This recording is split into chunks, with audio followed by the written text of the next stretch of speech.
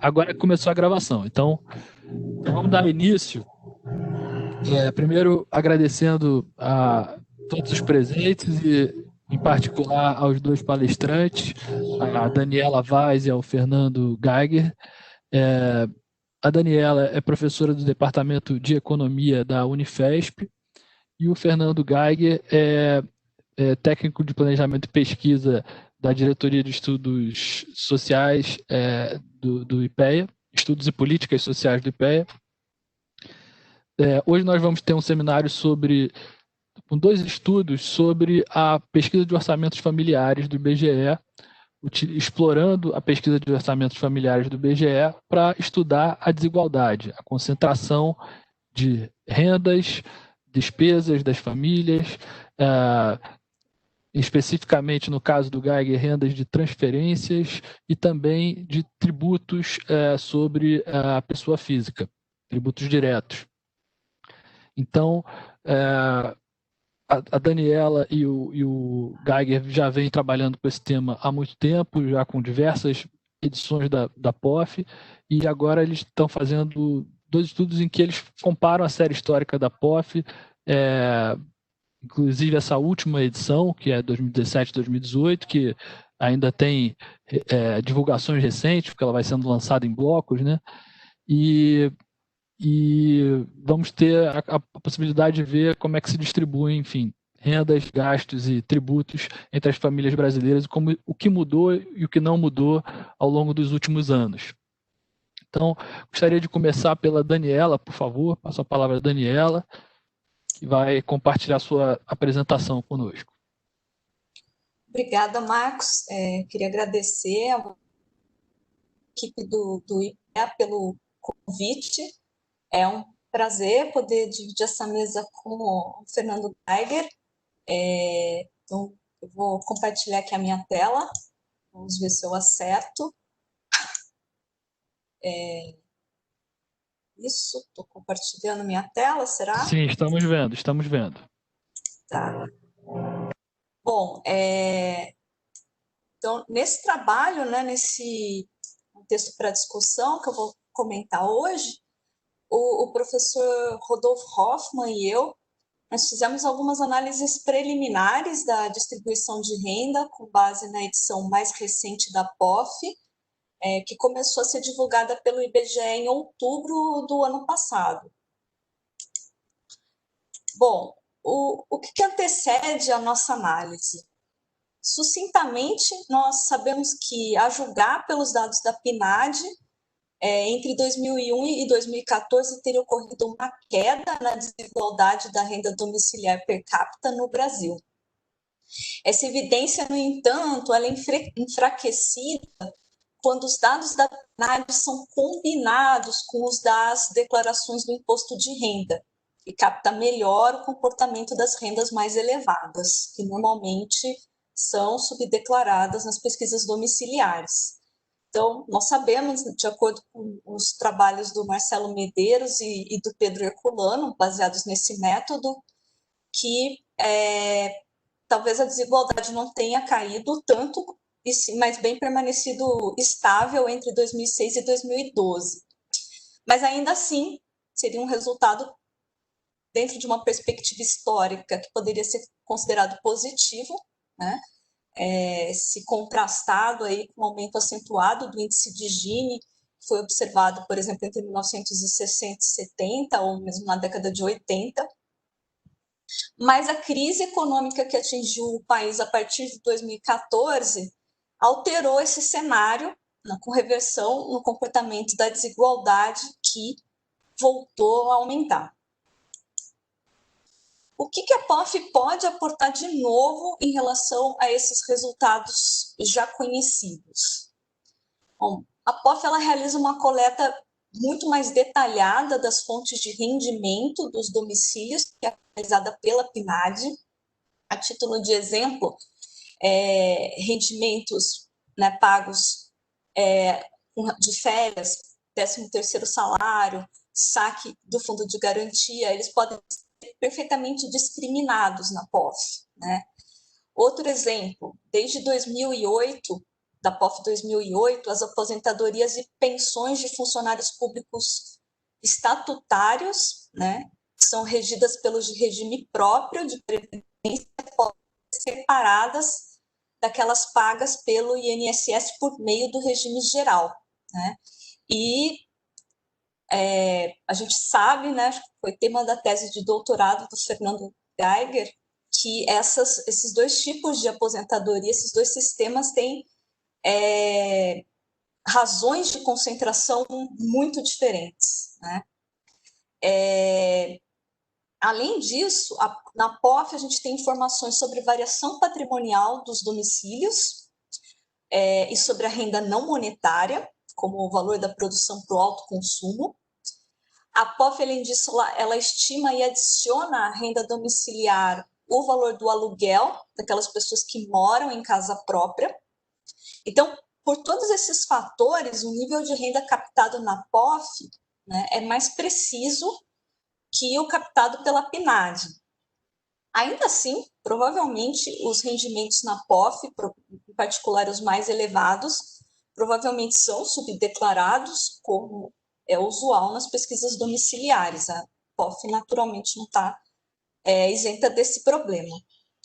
E, finalmente, menos importante, a POF é a única fonte de dados microeconômicos que detalha as despesas das famílias brasileiras.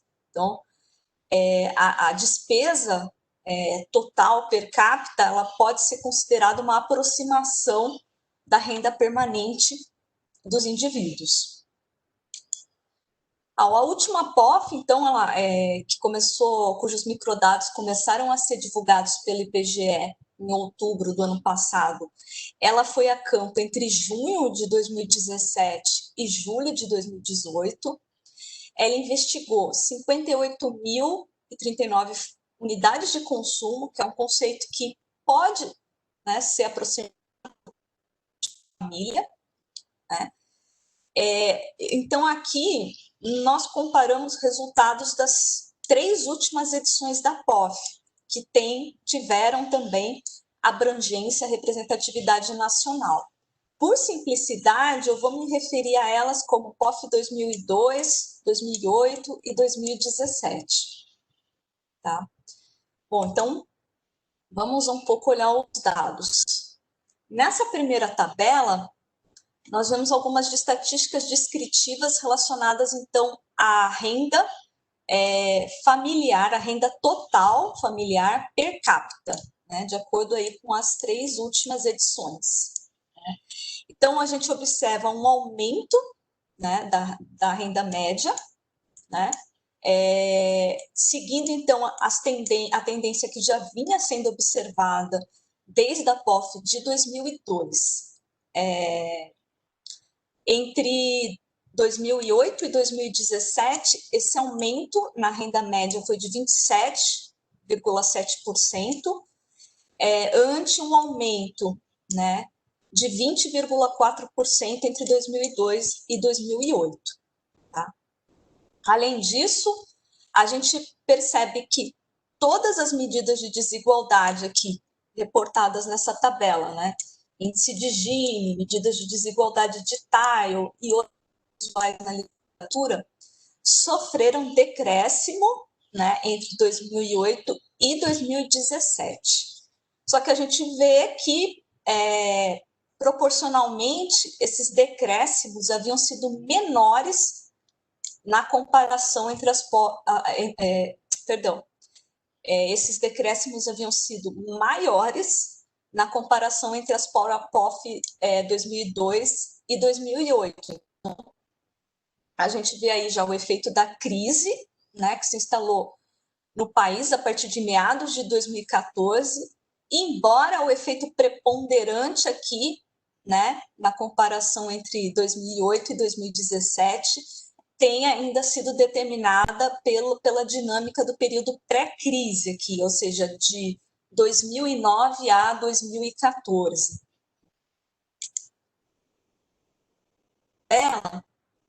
As medidas de desigualdade de Tile, o T e o L de Tile, foram decompostas na parcela da desigualdade observada entre as regiões do país, certo? E numa média ponderada das medidas de desigualdade dentro das regiões, né? Aqui foram consideradas 7 no lugar de 5 regiões, porque o estado de São Paulo foi desmembrado do Sudeste e o Distrito Federal do Centro-Oeste. E essa mesma decomposição foi feita também considerando alternativamente as unidades da federação. E é possível observar aqui é o seguinte, então, entre 2002 e 2008, então, nessa comparação, né, tanto a desigualdade entre as regiões, certo, que estão aqui, né, seja considerando as 7 regiões ou as 27 UFs, e seja considerando o L de tile, né, ou o T de tile, né, então, a desigualdade entre regiões, ou UFs, declinou, né? E dentro também, dentro das UFs, regiões também declinou. Só que a queda foi proporcionalmente maior, né, quando a gente olha entre regiões ou entre UFs. A queda é maior, certo? Já na comparação entre 2008 e 2017, né, a desigualdade entre regiões, ou alternativamente entre UFs, ela aumentou, certo? Então, a gente observa o seguinte, que nesse período, a desigualdade dentro das regiões continuou diminuindo, e isso fez com que a desigualdade geral declinasse, mas o que evitou que essa queda na desigualdade geral fosse maior foi o aumento da desigualdade interregional. Tá? As mesmas tendências são observadas quando a gente olha o índice de Gini, que eu não apresentei aqui na tabela por questões de espaço, porque a decomposição não é exaustiva em duas parcelas entre intra, mas ela mostra a mesma coisa, desigualdade entre regiões aumentando de 2008 para 2017. Aqui, agora a gente olha a despesa, né, total familiar per capita, né, de acordo aí com as 3 edições. E então, né, a despesa aqui total, ela se refere tanto ao gasto monetário como ao gasto não monetário das unidades de consumo, e inclui não apenas os gastos correntes, como também a variação patrimonial, tá? Então, a gente vê aí que, tal como no caso da renda, a despesa também teve uma trajetória ascendente, né? Conservando a mesma dinâmica observada aí desde a POF de 2002, tá? Só que quando a gente olha a magnitude desses aumentos, né, o quanto, então, o aumento da despesa entre a POF 2002 e 2008 e entre 2008 e 2017, a magnitude desses aumentos é menor se comparados, né, aos aumentos que a gente viu lá na primeira tabela, né, observados para a renda, tá? Que eu estou colocando aqui só para refrescar a memória aqui, tá? O que é esperado, né? Porque a renda, a despesa, né, total familiar per capita, ela é considerada uma aproximação, né, da renda permanente das famílias, né, ela pode ser suavizada pelo crédito em momentos de crise e pode ser compensada pela poupança quando a renda se eleva, então isso é esperado, né? As medidas de desigualdade, né, elas mostram, né, que a despesa é menos concentrada que a renda, né, por motivos semelhantes, né? E a única exceção que eu não estou mostrando aqui é a região sul. Na região sul, a despesa ela é mais concentrada que a renda, né? A gente observa que entre 2008 e 2017 a redução no grau de concentração das despesas, né? Só que, diferentemente do que a gente tinha observado para a renda, né, essa desconcentração, né, no caso das despesas, é maior no período 2008 a 2017 que no período 2002 a 2008, tá? A gente vai abrir um pouquinho isso aqui mais para frente, tá?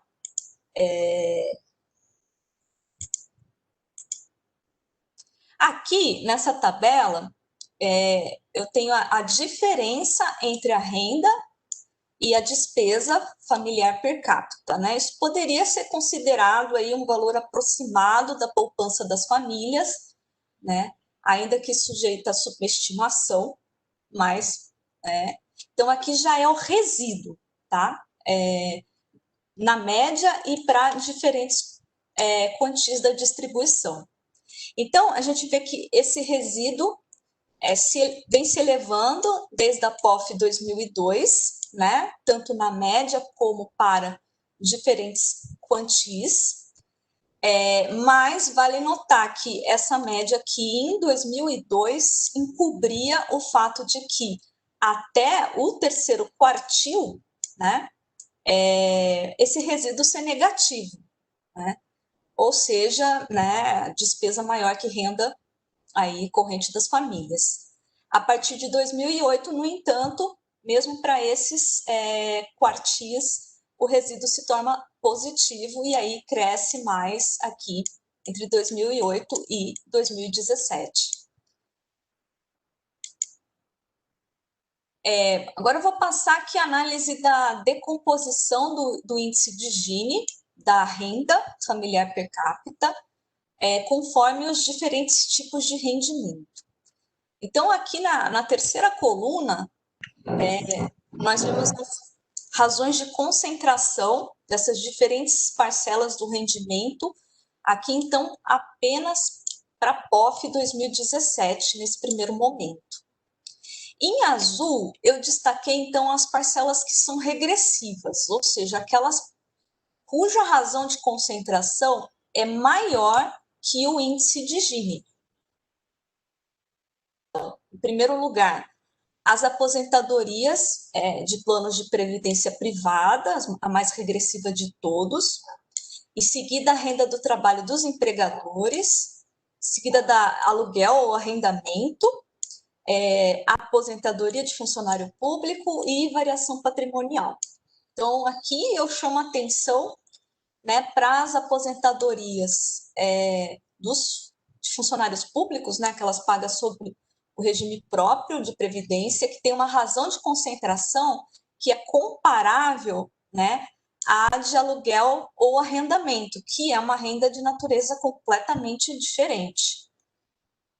Entre as parcelas progressivas da renda, que o destaque são os programas sociais federais, certo?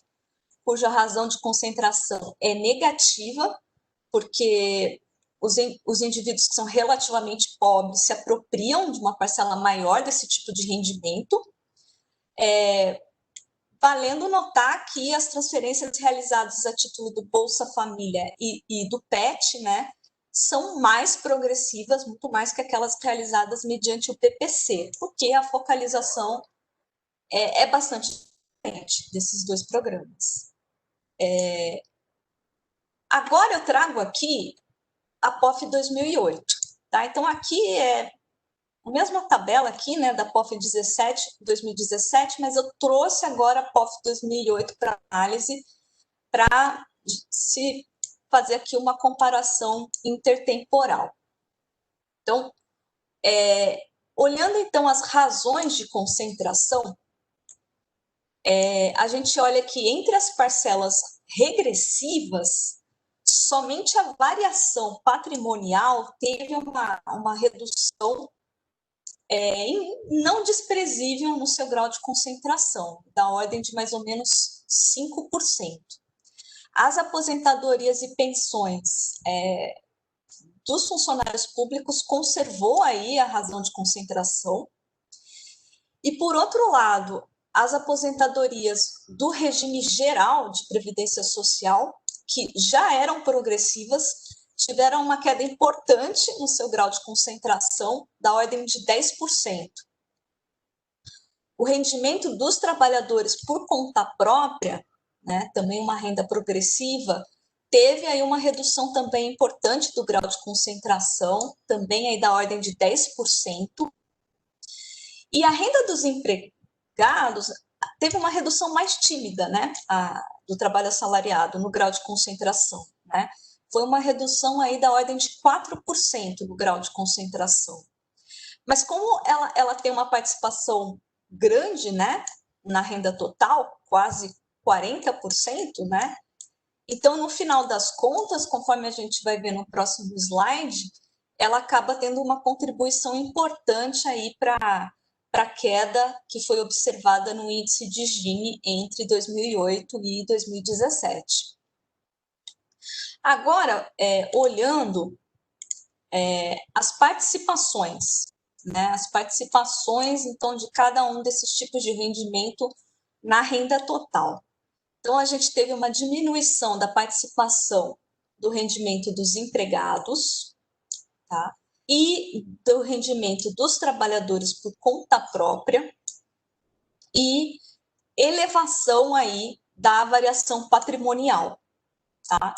Então, o que se vê é que as famílias aí passaram a se financiar um pouco mais mediante resgate de valores dos seus ativos financeiros, né? Como saque de poupança e de outros ativos.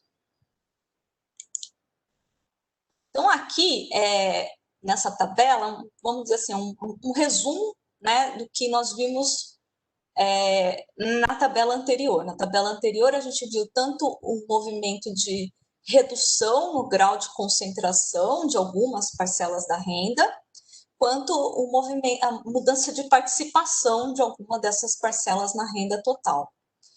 Então, aqui a gente vê o efeito líquido tanto desse efeito concentração quanto desse efeito participação para a variação que a gente observou no índice de Gini entre 2008 e 2017. Então, a gente viu que o índice de Gini aí nesse período teve uma queda aí da ordem de 4,6%, arredondando, né? Ficar com um número fácil. Então, a queda aí do Gini foi de 4,6%. Tá? E aí, como se explica essa queda, né? Quais foram as contribuições dessas diferentes parcelas do tipos de rendimento para essa queda? Bom, a renda dos empregados, né, embora ela tenha tido uma redução, conforme a gente viu, mais tímida na sua razão de concentração, aí da ordem de 4%, como ela responde por 40%, né, de toda a renda familiar per capita, ela acaba tendo a maior parte da contribuição aí para esse movimento observado no índice de Gini. Em seguida, vem as aposentadorias e pensões pagas sob o regime geral de previdência social, contribuíram aí com quase 21% para esse movimento. Seguido do rendimento não monetário, certo? E do rendimento dos conta própria. Nessa tabela aqui, a gente olha como varia, né, ao longo da distribuição da renda, a participação de cada uma dessas fontes de renda na renda total. Então, a renda familiar per capita é dividida em 10 estratos, certo? Conforme os valores crescentes, os seus valores crescentes, e cada um desses estratos contém, então, 10% da população. O décimo mais pobre, tá? Então, esse primeiro décimo aqui, tá? Primeira linha, né? Eles se apropriam de 1,2% de toda a renda familiar per capita, tá? Esse valor não está nessa tabela, né? Então, 1,2% da renda familiar per capita é apropriada por esse décimo da população, esse décimo mais pobre. E, em média, a renda familiar per capita deles é de R$ 212, certo? E aí, olhando como é composta a renda desse décimo, a gente vê que mais de 90% provém de rendimento não monetário, de rendimento do trabalho assalariado, do trabalho por conta própria e do Bolsa Família e PET, tá? Então, a gente vê que para essas famílias o rendimento não monetário suplanta em importância o rendimento do trabalho assalariado, né? Algo que não acontece para o restante aí da população, tá? Uma parte da explicação para isso resulta do fato de que as famílias que residem em área rural, elas são mais frequentes aqui nesse extrato, e elas têm uma parte proporcionalmente maior da sua renda proveniente da produção para o autoconsumo. Em contraste, vamos olhar agora o décimo mais rico relativamente, né, da população, tá? Então, eles se apropriam de 42,7% de toda a massa de rendimento, tá? E dispõe mensalmente, em média, né, per capita, de R$ 7.718. Tá?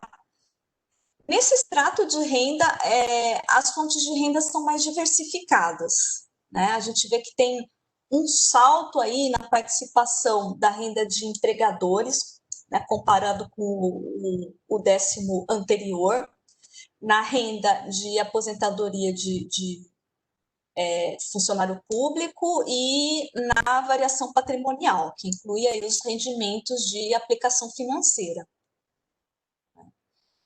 As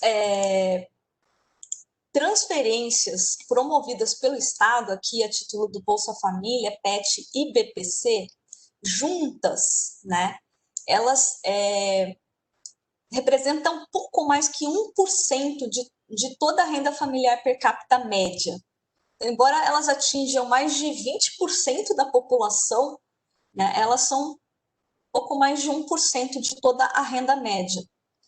E mesmo no mais pobre, né, elas são uma fonte de renda secundária, são suplantadas aí pelo rendimento não monetário, pelo rendimento do trabalho assalariado, pelo rendimento aí do trabalho por conta própria.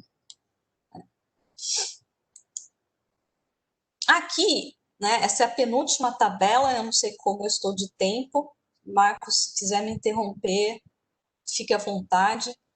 Não, fique à vontade você para concluir, fique à vontade. É a penúltima. Sem problema. Então, aqui, complementando a análise, a gente vê agora como os diferentes tipos de rendimento eles estão distribuídos aí de acordo com os décimos da renda. Então, a gente vê, por exemplo, como a renda dos empregados estão distribuídas aí, né, nesses décimos da renda, né? Então, a gente vê aqui, que é o que eu destaquei em vermelho aqui, que mais de 90% do rendimento dos empregadores, né, das aposentadorias e pensões dos funcionários públicos, das aposentadorias da previdência privada e de aluguel ou arrendamento. Então, mais de 90% aqui está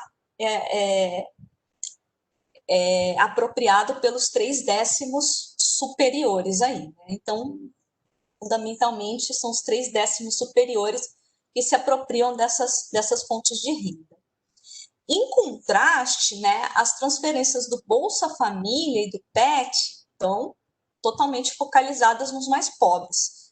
36,2%, né, vai para os 10% mais pobres, mais ou menos 60% para os 20% mais pobres e quase 90% aqui vai para os 40% mais pobres, né? E a gente nota também uma focalização distinta do PPC, né? O PPC, ele, aqui, só 3,3% vai para esse décimo mais pobre, e em compensação aqui, entre o terceiro décimo e o sétimo décimo, né, a gente tem 75% aqui do PPC. Tá? Bom, para fechar aqui, eu abro um pouco a despesa total, né? Eu abro aí nas diversas categorias, né? Trazidas pelo IBGE, tanto em 2008 quanto em 2017. Né? A gente tinha visto antes, né?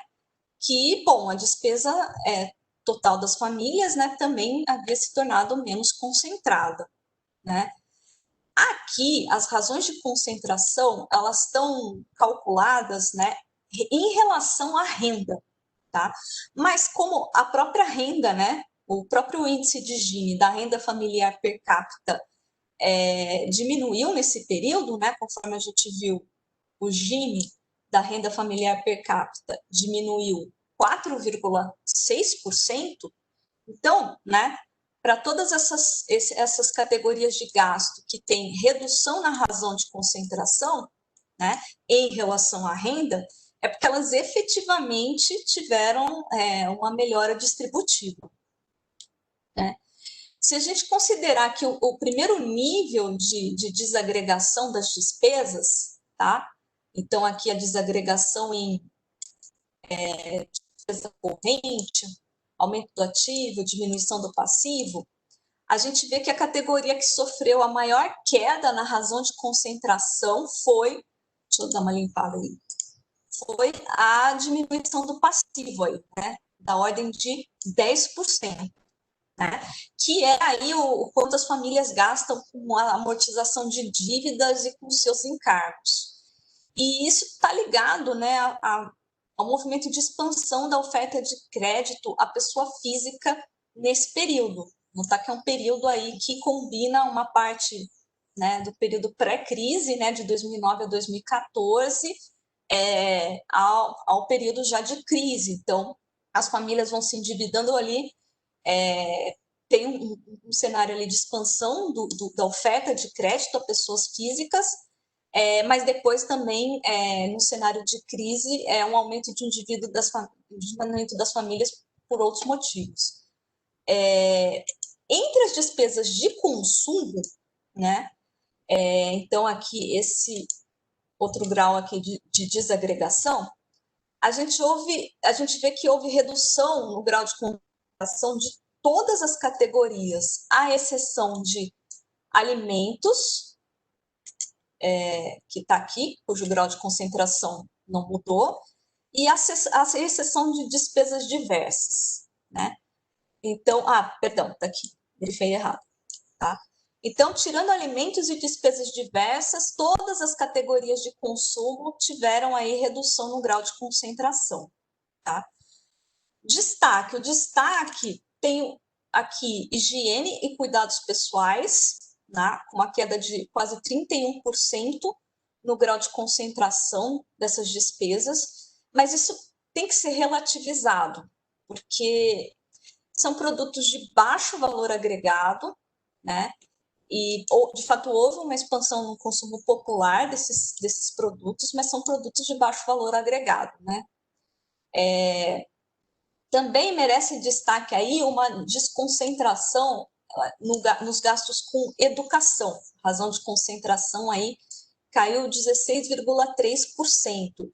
Então, eles eram, em 2008, o gasto mais concentrado em consumo, né? O gasto em consumo mais concentrado nos ricos relativamente à renda, né?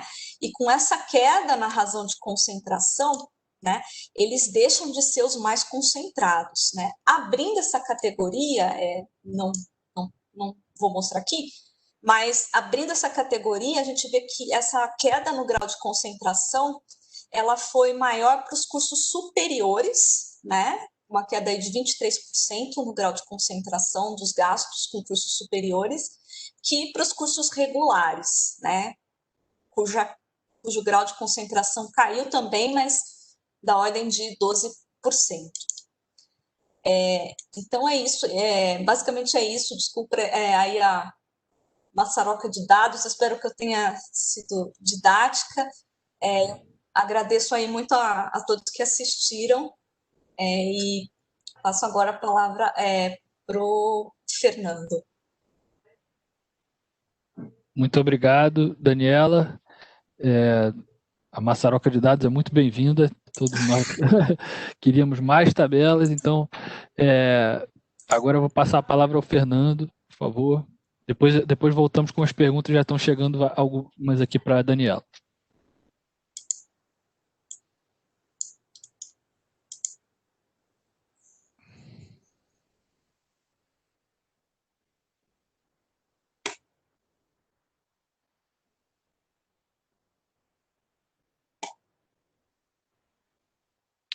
Tem que ligar o som, Fernando. Eu sei. Alô, alô? Agora sim, te ouvimos e vemos sua apresentação. Então tá. Boa tarde a todos. A gente pode ver quem está participando, então é uma alegria ver que o professor Rodolfo está aí, assim como colegas do IPEA, assim como meus coautores, só o Eduardo Gil que não está. Inclusive vou usar coisas da dissertação que o Eduardo vai defender agora em final de outubro.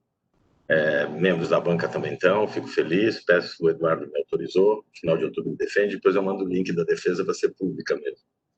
É um prazer, agradeço o Marcos, os colegas que organizam o seminário.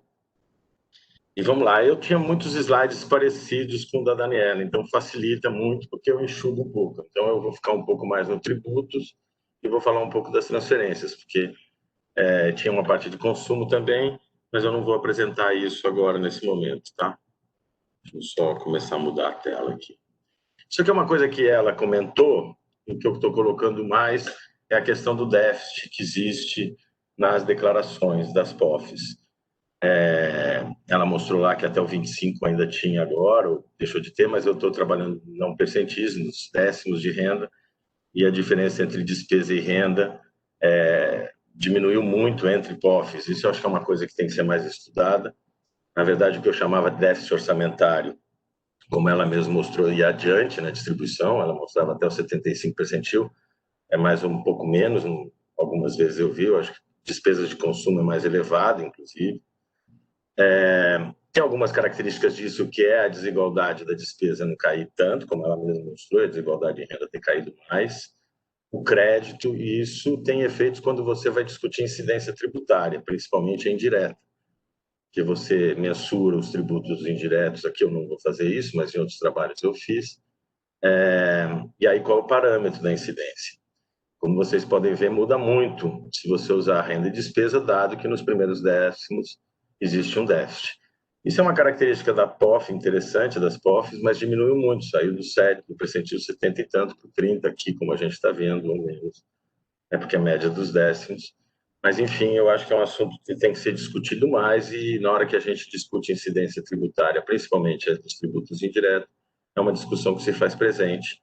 Eu acho que a gente tem que alertar para isso, porque muitas vezes as pessoas usam a renda como parâmetro e dão uma incidência tributária altamente regressiva e que não é crível nos primeiros décimos em função desse déficit. Chegam a incidências de 51% de todos os tributos, o que não é robusto de forma nenhuma, é função do déficit. Mas também você não pode, em alguma medida, no meu modo de ver, usar a despesa como parâmetro de incidência, porque você atenua e, na verdade, você está vendo uma desigualdade que cai bem menos, uma situação bem distinta, como ela própria mostrou nos slides que fez os dois lados do que a POF nos traz, e isso é muito importante. Então, esse eu acho que é o primeiro recado que eu acho que é importante. Essa composição, ela mostrou com a importância de cada fonte de recebimento na renda segundo décimos de renda, e ela chamou muito bem a atenção para o tributo, para o rendimento não monetário. E o que chama atenção no rendimento não monetário é o peso que tem, mesmo no meio rural, dos aluguéis imputados. a média do rendimento não monetário, que provém de despesas não monetárias, despesas que podem ser doação, produção própria, retirada do negócio e o aluguel imputado, descontado gastos de manutenção nesse sentido, porque você está com aqueles gastos, esse aluguel imputado, na média, perfaz 77% do rendimento não monetário.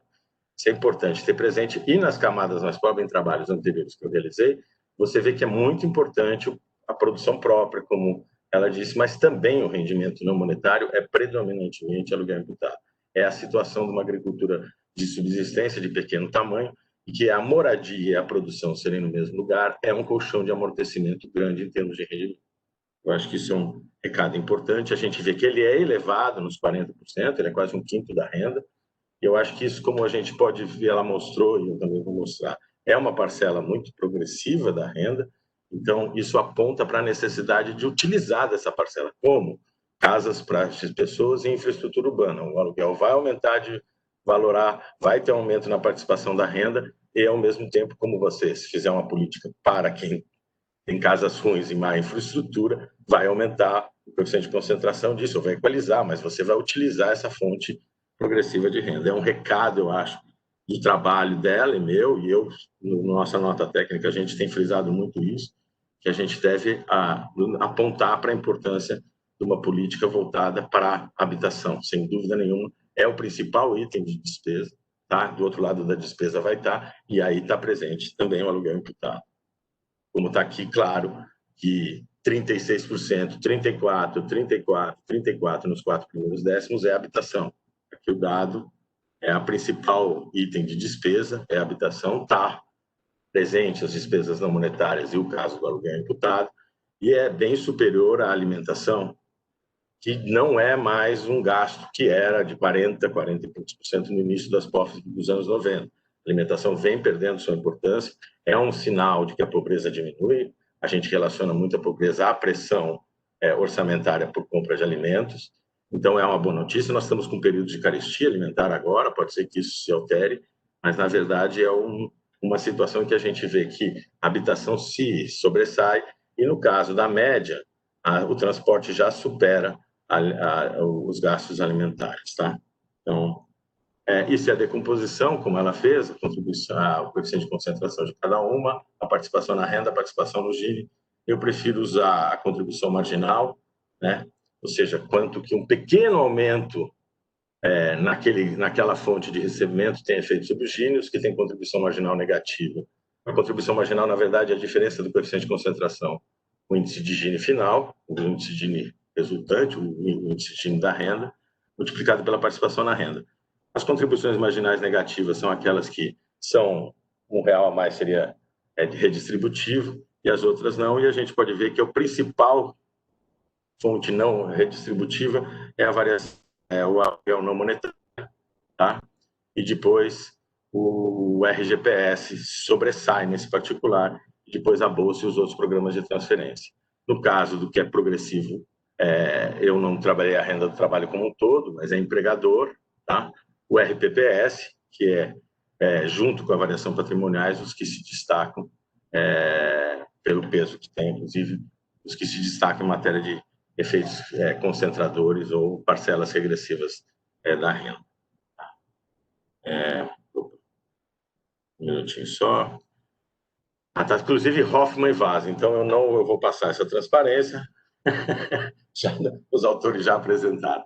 A gente, para uma das formas de apresentar as informações, que seja mais um certo didatismo, é imaginar que você tem uma renda primária, uma renda antes da ação do Estado em termos fiscais diretos, ou seja, as transferências monetárias governamentais ligadas à previdência social, ligadas ao mercado de trabalho, ligadas ao estudantado,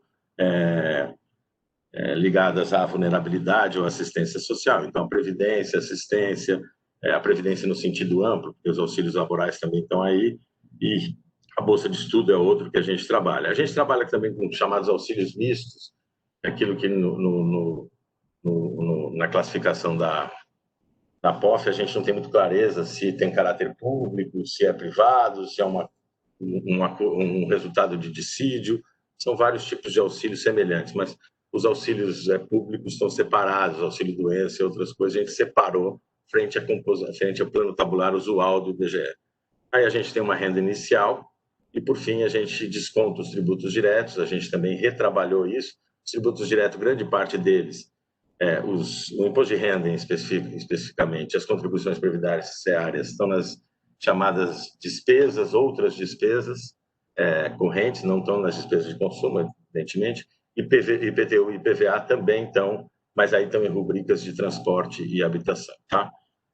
Tem que colocar uma coisa clara, que isso é não existe uma renda primária, uma renda de mercado, na verdade. A gente não pode considerar isso. Primeiro que tem uma endogeneidade muito grande, né? O Estado agindo altera muito as rendas primárias. Então, se eu tiver um serviço de creches, eu coloco muito mais gente no mercado de trabalho, em especial abro a possibilidade das mulheres entrar no mercado de trabalho, especialmente porque os cuidados normalmente são empurrados a elas, vamos dizer assim, isso altera a renda primária. Então, é uma abstração, em algum sentido, é uma coisa para a gente ver um efeito, mas, na verdade, o Estado interfere e muito na renda primária. Infelizmente, a gente fica com esse registro, que é um registro que, em alguma medida, perigoso, achando que você tem uma renda oriunda dos mercados puros. Isso, infelizmente, a gente tem que continuar nesse registro. Tá? Aqui é a composição, segundo essa nossa classificação. Quem quiser saber as classificações que a gente teve, aqui nós estamos usando a nossa classificação, as categorias que a gente usou de fontes de renda, mercado, aqui está primária, melhor, RGPS, RPPS, Bolsa de Transferência, Auxílio, Seguro-Desemprego e Bolsa de Estudo, BPC, o não monetário. Os quadros da nota técnica trazem as categorias que a gente agrupou dos arquivos da POF de recebimento e de despesa. Aqui para você ter um desenho, né, você vê aí que 32% do não monetário no primeiro décimo, 26% nos outros. Essa é a distribuição, e aí você vê como o RPPS é importante no final, no décimo mais rico, chega a 9%. Eu acho que situação, cenário, com a situação que foi muito bem descrita pela Daniela. Aqui é quanto que cada um participa de cada uma dessas rendas ou dessas fontes de renda, então quanto que as pessoas, como que é a participação por estratos selecionados de renda, os 40% mais pobres, os 30 seguintes, os 20 seguintes, os 9 abaixo do 1 mais e os 1% mais ricos. Então, são 5 grupos com tamanhos populacionais distintos. E para a renda total, a renda monetária primária, aí está privada, a gente fica com primária, privada, de mercado, mas, enfim, é melhor usar primária. Aposentadorias e pensões públicas, o RGPS, aposentadorias em geral, o RPPS, o Bolsa Família e as rendas não monetárias. A gente vê que o Bolsa Família é muito bem focalizado, 82% do valor total do Bolsa Família está nos 40% mais pobres. A gente vê também que o RPPS pega os 10% mais ricos, é onde está a grande parte do RPPS. A gente vê que o RGPS já tem uma participação importante no meio da distribuição, ou seja, no meio dos 40% aos 70%, 90% mais ricos, né, a meio da distribuição, e assim por diante. Aí você também vê como o bolso é focalizado. Eu acho que isso é interessante. E como a renda não monetária tem uma distribuição bem mais parcimoniosa, vamos dizer, 40 menos tem 18 mais, 30 seguintes tem 25, 20 seguintes 28, mas isso é uma distribuição, isso mostra o caráter progressivo dela, uma fonte progressiva de renda. Tá? Aqui eu acho que é a mesma situação, eu acho que já mostrei um dado semelhante. Tá? As curvas de Lorenz, na verdade, são as curvas de concentração dos benefícios das transferências monetárias. Fica claro, o Bolsa Família, com uma curva de concentração dele vai bem acima, é negativo, né? E como o RPPS é uma fonte regressiva de renda, a linha vermelha pontilhada, e como as duas juntas são neutras, tá? A aposentadoria tem um caráter neutro, o RGPS e o RPPS juntos. Eu acho que isso também é um assunto importante, porque de vez em quando a gente imagina que a Previdência tem espaços redistributivos muito grandes, e no momento que ela é um seguro social, uma suavização de consumo para as pessoas que se afiliam e se contribuem, e está ancorado no mercado formal de trabalho, você tem que ter regras que podem reduzir essa rigidez em relação ao mercado de trabalho das transferências. Várias medidas das últimas reformas previdenciárias foram feitas nesse sentido. O fator, as emendas 41 e 47 do Lula, no acúmulo de pensões e aposentadorias pela Dilma, ou uma regra para não acúmulo total de todas, e agora a última reforma. E todas elas, se você for vendo, o sistema como um todo continua neutro. Então, eu acho que os espaços redistributivos aí existem, mas eles têm esse limite em alguma medida. Nós temos um lado muito progressivo, que é a aposentadoria por tempo de idade, antes, os segurados especiais, o BPC idoso, se você considerar que tem um perfil de previdência, mas, por outro lado, você tem o RPPS. Tá? Essa para ter uma ideia da distinção entre Bolsa Família e BPC. Quem participa recebe, né, no total, qual o peso na renda. Então, você vê que o Bolsa tem uma importância muito grande nos décimos inferiores e o BPC é mais esparramado, com importâncias menores em termos de participação. Tá? O Bolsa Família é mais também cobre mais todos os décimos, enquanto o BPC é distribuído pela toda a população da metade mais baixa ou do sexto décimo para baixo. Chegamos aos tributos. A gente pode ver que os tributos diretos têm uma incidência progressiva. O décimo mais rico paga em torno de 8%, enquanto o décimo mais pobre paga em torno de 3%. Isso é muito pouco para a nossa concentração de renda, em alguma medida mas é um coeficiente de concentração elevado na média dos tributos diretos. A questão toda aí, no caso, é a participação que ele tem sobre a renda. Se essa minha coluna da esquerda, ou seja, a porcentagem na renda, subisse toda, aí sim. O problema maior, eu acho que é a participação. Se você triplicasse todas elas, você teria um ganho redistributivo grande, porque o coeficiente existe. Mas aí também isso significaria mudanças no perfil da renda dos mais pobres para que eles possam contribuir com tributos, ou seja, contribuições previdenciárias, a incorporação no mercado de trabalho. A gente vê que a contribuição previdenciária pesa no meio da distribuição, em torno da metade, no caso de alguns décimos de renda, do quinto, sexto e sétimo. Tá? O IPVA é um imposto, IPVA e todos os custos do automóvel que a gente coloca junto, custos administrativos, custos, taxas, multas, a gente coloca como o IPVA como um todo.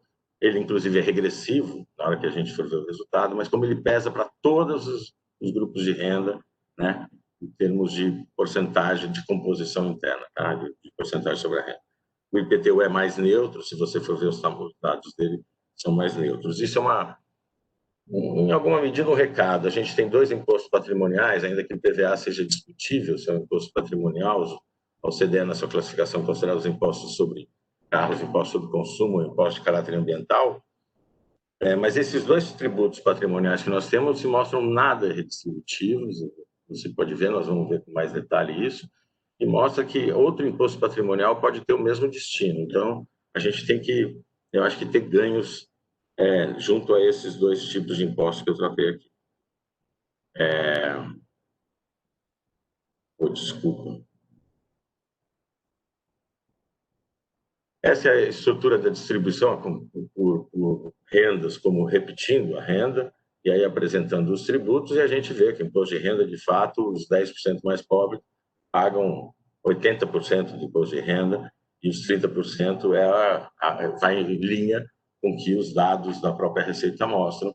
Em torno de 20% da população está registrada para pagar imposto de renda, e aqui é famílias, evidente, população nas famílias, não só a população individual, mas é isso, é 80% ou 97% nos 30% mais ricos. O imposto de renda aponta em torno de 23%, 24% da população adulta com rendimentos declarantes de imposto de renda.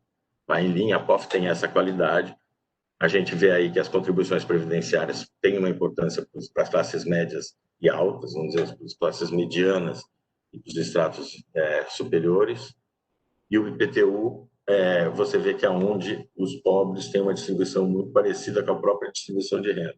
Ou seja, nesse sentido, se a distribuição é similar, você vai ter poucos efeitos redistributivos.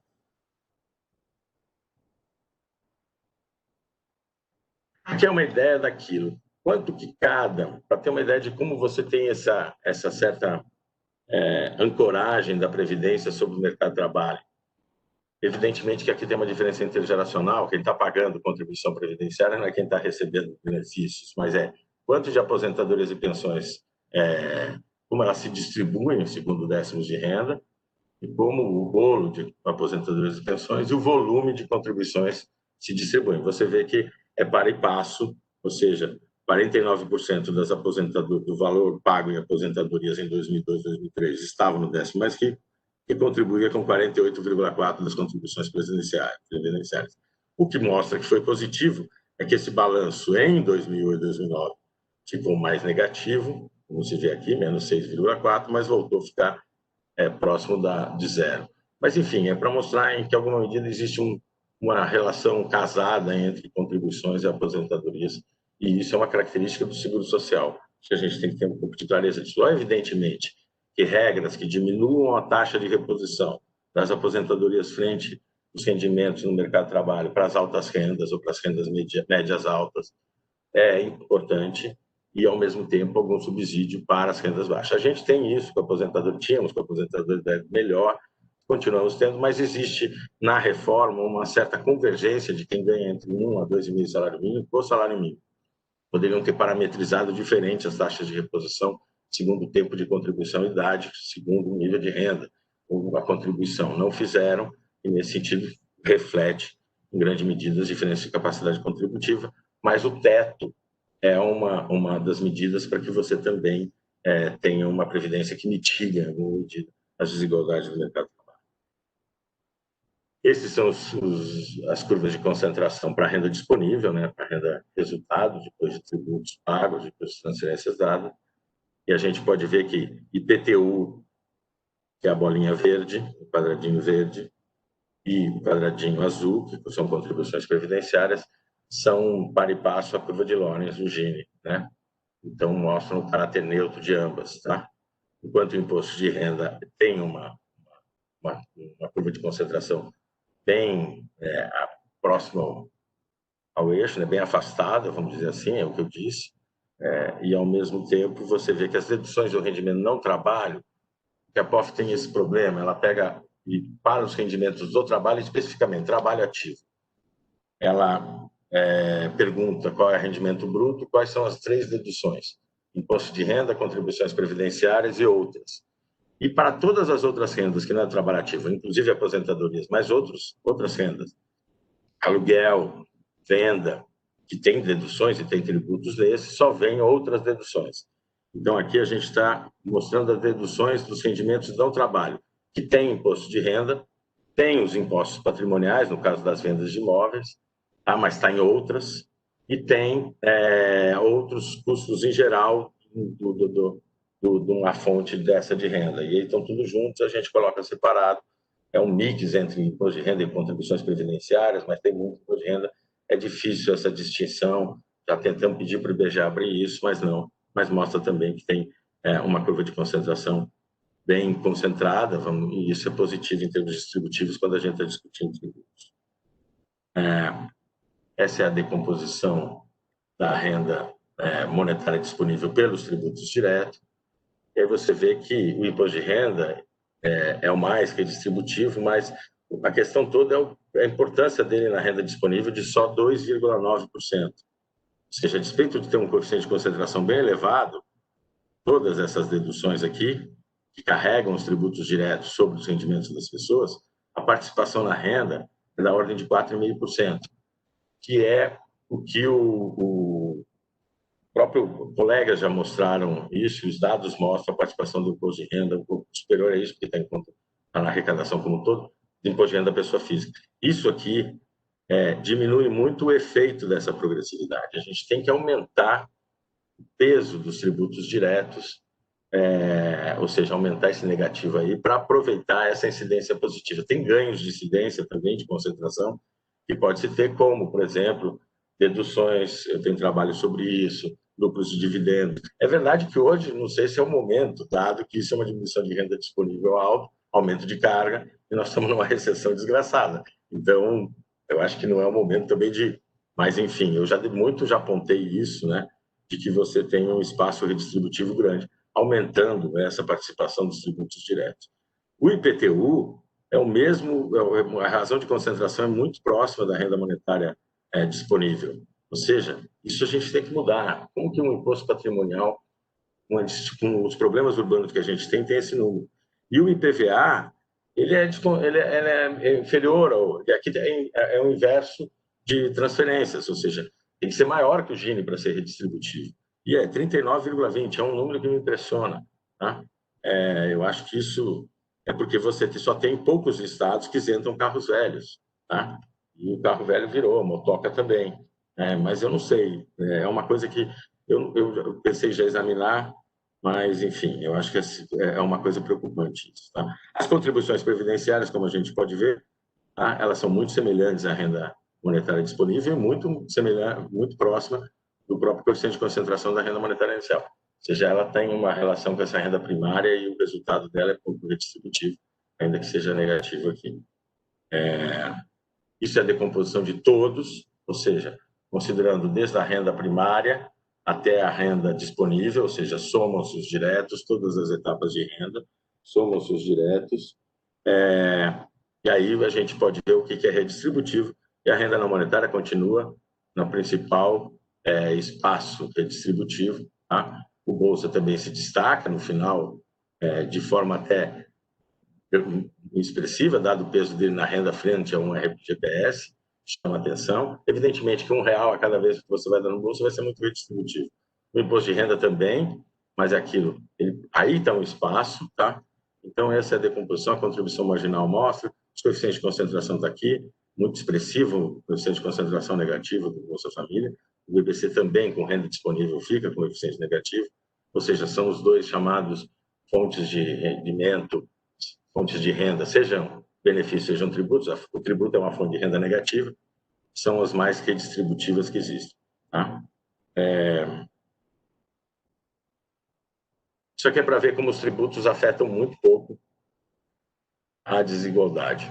A linha pontilhada de preto é a renda primária monetária. Eu trabalhei com as monetárias aí no caso. Uma escolha, porque a renda total é menor ainda, as diferenças entre os Lorenz. São as curvas de Lorenz da renda primária monetária, a renda inicial, ou seja, somamos as transferências monetárias, e da renda disponível monetária. Aqui está no caso original, está tendo outro título, original, mercado, privado e primário, isso não tem que uniformizar. Você vê que da linha verde para a linha laranja, para a pontilhada laranja, não há nenhuma mudança visual, e isso são os tributos diretos. Tá? Isso é o resultado para essas 3 etapas de renda, pelas 3 POFs. Pode ser que alguns Gini sejam diferentes, eu puxei dos meus próprios trabalhos, tá? Eu fui tentar resgatar os cálculos com as novas bases. A POF tem isso, eles vão lançando microdados e vão atualizando a primeira, e aí muda. O Rodolfo e eu conversamos sobre isso, mas 2002, 2003 eu estou muito... Enfim, mas se eu publiquei, estava lá, né? Então eu usei os mesmos, pode ser que alguns números aí sejam distintos, que me preocupa, mas enfim, vamos lá. O que eu gostaria de apontar aqui no caso, o tratamento que a gente deu fazendo os estágios de renda para a renda monetária, que é as colunas em verde, tá? Como a própria Daniela mostrou, na renda total, 0,605, 0,591, 0,577 para a primária, sem a monetária, mas a outra 591, 560, 535, a renda com previdência, tá? Com as transferências todas, chamada renda inicial. Mas se você for ver na monetária, você teve um aumento da desigualdade na renda primária monetária. Tá? Mas, mesmo assim, o gasto social derrubou o Gini e derrubou mais do que derrubava. Essa queda, e nos chamou a atenção, mostra como previdência, assistência, auxílios, tem sido importante no momento em que a renda de mercado aumenta ou a renda primária cresce em desigualdade. Esse é um ganho. Eu acho que ela apontou do RGPS, do coeficiente de concentração, tem as decomposições gerais aqui comparativamente nos meus períodos, vou mostrar depois. E depois a gente vê como os tributos diretos sempre têm um impacto muito pequeno, ainda que tenha tido algum ganho durante o período. O ganho para uma formalização, entra mais gente pagando contribuições previdenciárias. Nesse sentido, ou no meio da distribuição.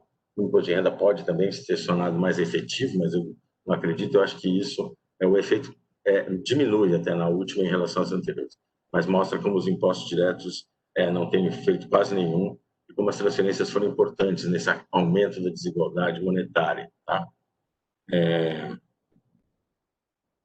Já estou terminando, gente. Não sei como está meu tempo. Isso, eu vou pegar o global, que é todo o processo da renda monetária primária, só monetária, até a renda monetária disponível, tá? O que aconteceu em participação da renda de RGPS e tributos, RPPS, coeficiente de concentração e contribuições marginais. É importante dizer que o BPC não estava em 2002, 2003, os auxílios mistos a gente começou só a distinguir agora, da outra vez não, então a comparatibilidade pode ter algum prejuízo nisso, mas algumas coisas são interessantes a apontar. Primeiro, a desigualdade cai, né? O Gini cai de 6148 monetário, tá? 578, 5009, e você pode ver quais foram, em cada período, quais tinham contribuições negativas ou positivas, e o RPPS não muda muito, ele é uma contribuição positiva. Me chamou a atenção que ela mostrou que na decomposição entre 2000 e 2009 ele foi uma parcela redistributiva, pode estar ligado às medidas previdenciárias, às reformas. A gente pode ver que a participação dele na renda cresceu, o RGPS também cresceu, então nas POFs, no caso monetário, essas fontes cresceram, tá? Desculpa. E o coeficiente de concentração do RPPS decresceu nesse período, possivelmente por causa da reforma do Lula, algum efeito teve, tá? E o RGPS, pela valorização do salário mínimo, ele vai crescendo em termos de coeficiente de concentração. Existe uma coisa importante nos benefícios, e eu devo muito isso à minha tese de doutorado orientada com o Lula, que é a gente ter clareza de que alguns benefícios, se eu medir a incidência, é o que muita gente faz quando faz como que chega a previdência para as pessoas considerando essa renda primária. Quando você faz isso, todos os aposentados estão com renda zero. Então, parece que a incidência é muito positiva. Todo mundo que não tem aposentadoria e essa é a fonte principal de renda, está numa situação de pobreza ou de vulnerabilidade. Quando você dá uma previdência de um salário mínimo ou uma muito mais alta no RPPS, a pessoa sai lá do início da distribuição na renda primária e vai para o topo, alguns. Então, isso é um efeito de reordenamento. Ainda que a incidência seja progressiva, se eu estou olhando a renda anterior, na verdade, todo o reordenamento faz se perder, tem um efeito regressivo, tem um efeito concentrador. Então, a gente tem que olhar a renda final, a gente tem que olhar o último real que se dá, não o primeiro. E as pessoas também, às vezes, fazem as distribuições, olha como se distribui os rendimentos, os tributos, segundo os extratos de renda final. Então, o RGPS, o seguro-desemprego está no 5º, 6º e 7º décimo. O RGPS também. É evidente que vai estar, porque o salário mínimo está aí. É evidente também que isso acontece pela afiliação ao sistema, ao mercado de trabalho.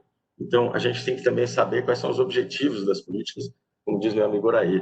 O RGPS, o RPPS também, acho que os espaços redistributivos, já disse, até que foram feitos alguns, eles estão ancorados nisso. Eles são suavização de consumo, eles são seguro social. Então, a gente tem que ter clareza. O seguro-desemprego só vai para quem está no mercado formal. Quem não está no mercado formal não dá. É evidente que tem muitas discriminações dentro do mercado formal, como a empregada doméstica não ter seguro-desemprego. Isso afeta também, mas você vai ver o coeficiente de seguro-desemprego é baixo, o coeficiente de concentração.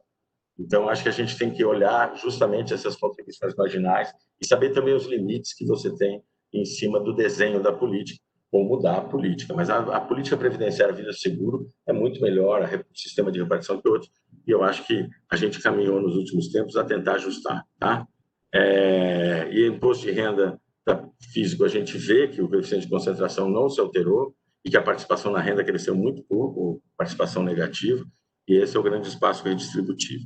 Só para não deixar aqui falar da agenda futura, agora estou começando a fazer os impostos indiretos, a gente está tentando calcular, fazer as alíquotas para aplicar na POF, isso tem uma dificuldade que a gente está usando as contas nacionais para tentar estimar as alíquotas indiretas para os produtos, mas as contas têm uma abertura de 120, 126, e a POF tem 5 mil produtos, e depois fazer, adicionar à renda o gasto com saúde e educação, com saúde baseado nos dados de onde estuda, nível sério, os dados do INEP de investimento público.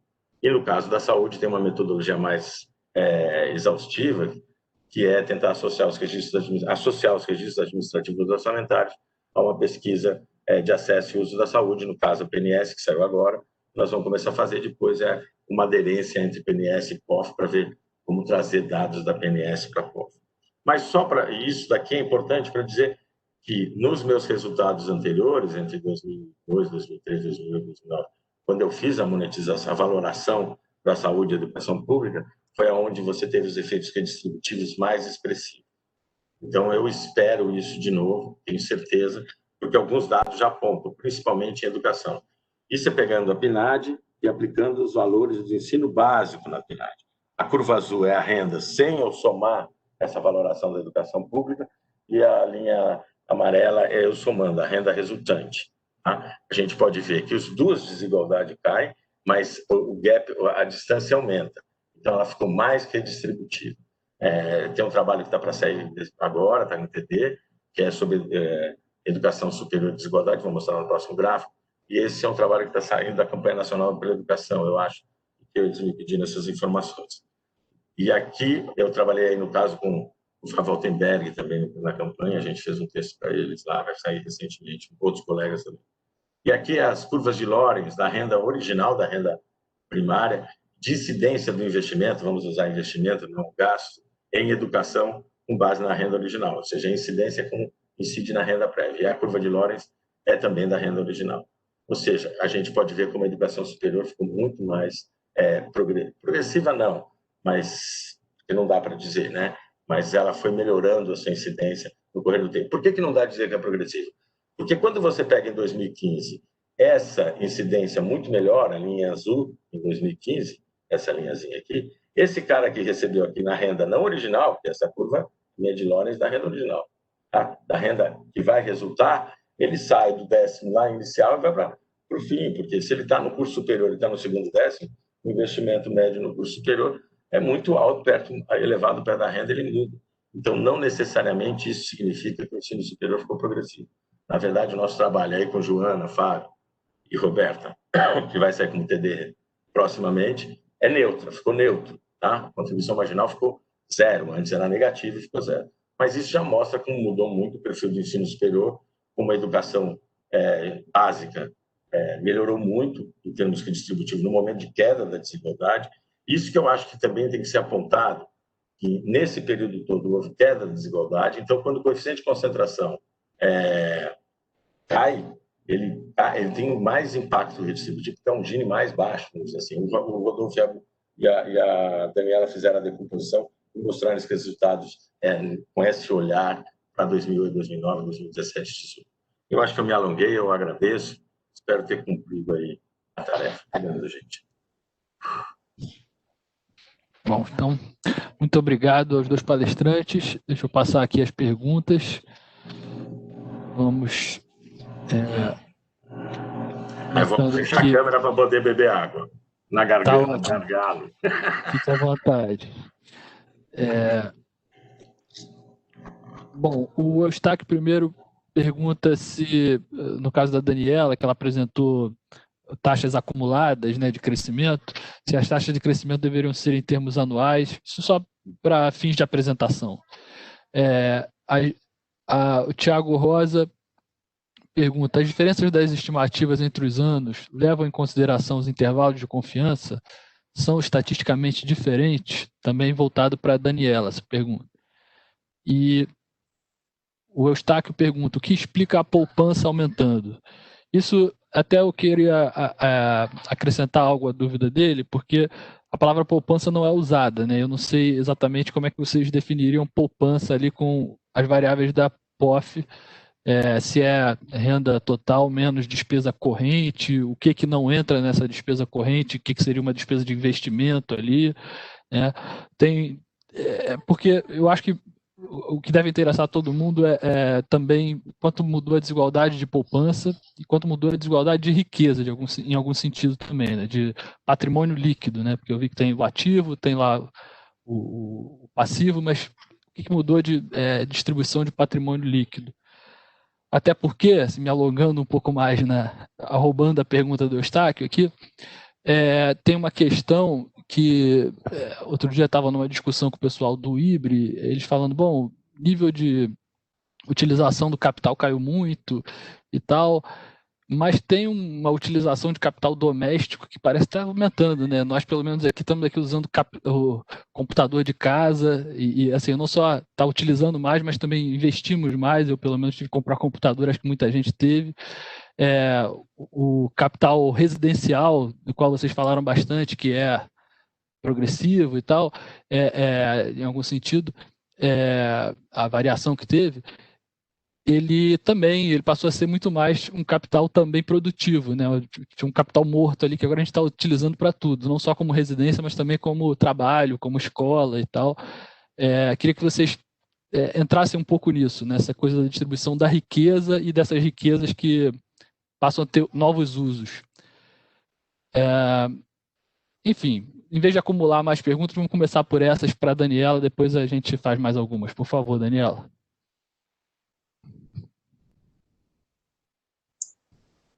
Opa!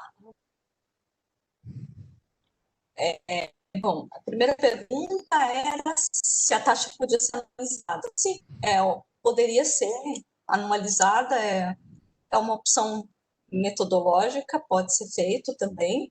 E se a diferença das estimativas leva em conta intervalos de confiança. Não, nós não calculamos intervalos de confiança para essas estimativas, então, algo pode ser feito, mas com certeza a julgar pelo tamanho da amostra aí, eu acho que a gente vai ter muita dificuldade de obter resultados estatisticamente significativos para essas diferenças, né?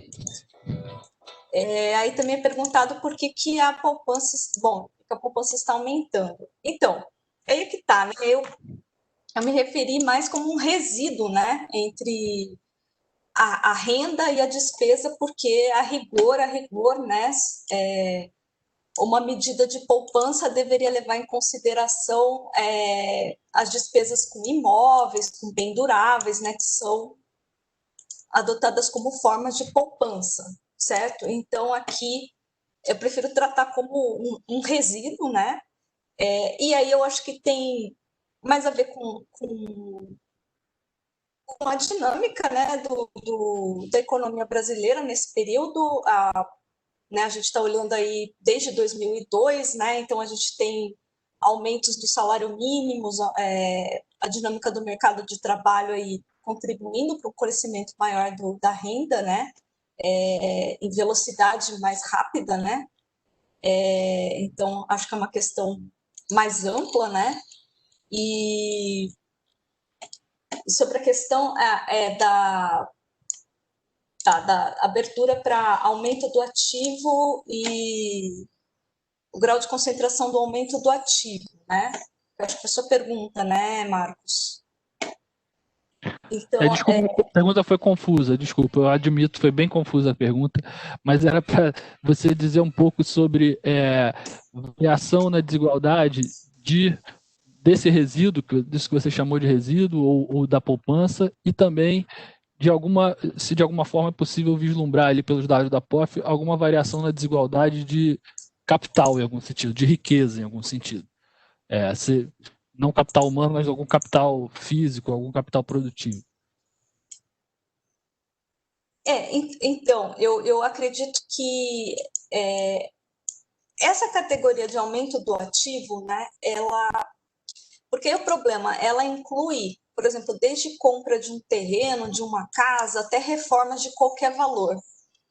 Então, tanto que ela tem uma elasticidade, quando você calcula a elasticidade de renda dessa categoria de despesa, aumento do ativo, ela é muito elástica, porque aí ela inclui, né, qualquer tipo de gasto para, vamos dizer assim, para aumento da casa. Então, nesse sentido, teria que abri-la, nós não fizemos isso, né? Mas não sei até que ponto daria para desvencilhar o que é um gasto com aumento, compra de um terreno, compra de uma casa, separar dentro de aumento do ativo do que é uma reforma, alguma coisa de menor valor, né? Porque aqui, da maneira como está tudo agregado. Então, por mais que haja uma razão de concentração elevada desse tipo de gasto, ela está levando em consideração gastos de menor valor agregado também, com o aumento do ativo. Agora, não sei até que ponto daria para abrir essa categoria para ver aí o grau de concentração, né? Enfim. Obrigado. Deixa eu só dar uma palavrinha sobre isso, só uma sim. palavrinha. Eu acho que é importante ter claro que é fluxo a POF. É uma pesquisa de fluxo. A gente tem uma dificuldade muito grande junto à própria pesquisa, como usuário, a tentar abrir um pouco mais e fazer um bloco de orçamento financeiro, de finanças da família. Tem perguntas de crédito? Tem. Se usou cartão, se tem cheque. Mas essa coisa do aumento do ativo e da diminuição do passivo é fluxo. Pagamento de empréstimo, amortização da casa, né? E, ao mesmo tempo, do ativo também. Pagamento, aquisição do imóvel. Então, é um fluxo. Essa é uma coisa que é menos trabalhada na pesquisa. A pesquisa do POF, se você for ver os próximos lançamentos, é tudo de comida. O pessoal da nutrição tomou conta da pesquisa em alguma medida, e ela é de orçamentos, não é de comida. Mas a gente não consegue, né? A gente tem algumas coisas que avançaram em despesas, principalmente despesas não monetárias, a captação melhor. 2002, 2013, esse rendimento tinha uma outra. A gente também tem que tomar cuidado com isso. A variável passou a ser melhor captada, né? A gente vê isso pelo próprio crédito, pelo próprio resíduo, como ela chama, o déficit eu chamo. Não, esse déficit foi porque o crédito formal entrou. E aí é mais fácil reportar, recordar, a pesquisa consegue, em alguma medida, você tem esse empréstimo, é um papel aí, não é a caderneta na venda que ele se perde do que está devendo na venda. No banco ele sabe, o pesquisador vai lá e pede o contrato, vê como está. Entra aí no banco, vê como está teu consignado, é diferente de... Tu lembra quando está devendo na caderneta? Então, essas coisas também a gente tem que ter muito claro que a captação melhora e a gente está em fluxos, a gente não tem como ter algum exame mais preciso dos estoques. A única pergunta de estoque que tem na POF é o inventário de bens duráveis, que eu acho que também é subutilizado pelos pesquisadores. Obrigado, Marcos. Obrigado a você. Aqui tem pergunta depois da Ana Luísa Barbosa. Alguma explicação para o fato de que a razão de concentração com relação ao gasto com alimentação ter se mantido constante? Ela complementa. Seguindo a mesma pergunta do Caio Jardim, como foi o comportamento da concentração de renda e despesa nas famílias chefiadas por homens e mulheres? E dá parabéns a Daniela, excelente apresentação. Essas duas perguntas da Ana são para a Daniela. O Newton Pereira também faz uma pergunta para a Daniela. Parabéns. Dos dados disponíveis, qual seria a melhor fonte para avaliar variações nos orçamentos familiares no nível municipal? Obrigado. E, em seguida, a Joana Costa, para a Daniela, pergunta também, parabeniza e diz: apesar de ter ocorrido um aumento das médias da renda e da despesa e uma redução da desigualdade, as alterações observadas nas concentrações dos itens de consumo indicam que não houve uma melhoria das condições de vida dos mais pobres entre 2008 e 2017, certo? Foram mudanças muito tímidas. E aí depois eu vou para um bloco voltado ao Fernando. Então, por favor, Daniela, essas perguntas. Eu lembro das perguntas, só não sei se eu lembro da ordem delas. Então, vamos lá. Sem problema. Ana Luísa perguntou por que o grau de razão de concentração dos gastos com os alimentos se manteve constante. Então, aqui a gente não abriu, a gente abriu, mas não fez uma comparação intertemporal. Mas assim, o que né, a gente sabe é que entre 2008 e 2017, né, entre as POF 2008 e 2017, tanto o gasto com alimentação no domicílio quanto fora do domicílio, né, que são as duas grandes aberturas no gasto com alimentação, caíram. Só que a alimentação no domicílio caiu bem mais. Então, ela perdeu participação, né, no total de gasto com a alimentação das famílias, né? E dentro, então, do grupo alimentação, a alimentação no domicílio teve uma queda de participação grande, né, frente. E o que acontece? Ela tem uma razão de concentração menor, né, que a alimentação fora do domicílio. Então, o que acontece? Aí isso, eu acho que se impediu, né, que houvesse uma queda na razão de concentração dessa categoria alimentação. Não sei se fui claro, né? Mas ela, vamos dizer assim, o gasto dentro de alimentação total, a alimentação no domicílio que tem um grau de concentração menor, perdeu participação. Tá? Então, eu acho que, embora a gente não tenha feito uma comparação intertemporal dentro, né, eu acho que ajuda a explicar por que não teve aí um movimento aí de diminuição na razão de concentração do gasto com alimentação de forma geral. Aí ela perguntou a abertura por sexo, né? Se tem diferença. Então, a gente não fez abertura por sexo. Se tem, né? Então, não sou capaz de responder porque não fizemos abertura por sexo. Aí teve a pergunta sobre olhar município, mas o menor nível de desagregação na POF é o F. Então, não tem essa possibilidade. O menor nível de desagregação é o F, tal como na PNAD. Então, e aí teve uma pergunta sobre... peraí, terminou aí, teve a pergunta da Joana. Isso. Então, eu tendo a concordar no seguinte sentido. Por exemplo, você teve, eu não mostrei, né, muito, mas assim, você teve crescimento em gastos, né, vestuário, higiene e cuidados pessoais, e melhora distributiva nesses gastos, mas são gastos de baixo valor agregado, né? Então, melhoras que têm que ser relativizadas.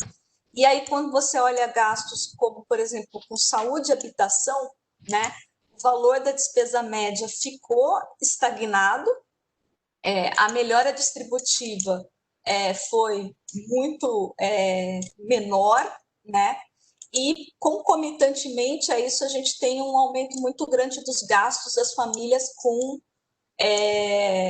amortização de dívida e empréstimo. Então, por conta disso, eu tendo a concordar que a melhora no padrão de vida o efeito líquido aí, que evidentemente teve no meio aí, no período pré-crise, mas eu acho que o efeito líquido foi de uma melhora muito, muito tímida, né?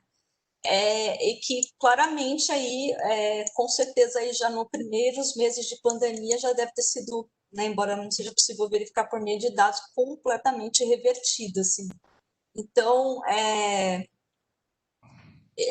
enfim, a gente vê que despesas de maior montante, como saúde e habitação, né, não tiveram, ficaram estagnadas e não tiveram uma melhora distributiva muito importante. E a gente vê, educação foi um resultado positivo, mas teve uma grande um papel, né, do Estado para isso, né, por meio aí de programas de financiamento estudantil, e que permitiram que as mensalidades também pudessem ficar artificialmente baixas, né? Então, também, eu acho que, né, estruturalmente falando, aí são medidas realmente muito... uma mudança, uma melhora muito, muito tímida, muito fraca, muito... enfim, é isso. Tá. Não sei Obrigado. se eu respondi. Perfeito. Eu vou agora fazer um bloco de perguntas aqui para o Fernando e tem uma delas que também vai ser aplicável à Daniela, mas agora são perguntas mais voltadas ao Fernando. Da Joana Costa, primeiro, parabéns, Fernando, pela apresentação. Em relação aos achados sobre progressividade das transferências públicas monetárias e sobre modesta progressividade da tributação direta, esse resultado já seria observado na POF 2008 e 2009, certo?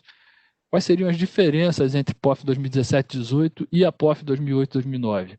Uma vez que a progressividade dos tributos diretos se reduz especialmente à medida que se aproxima do topo, os esforços para alterar as regras e combater a desigualdade através da tributação direta devem se concentrar no 1% mais rico?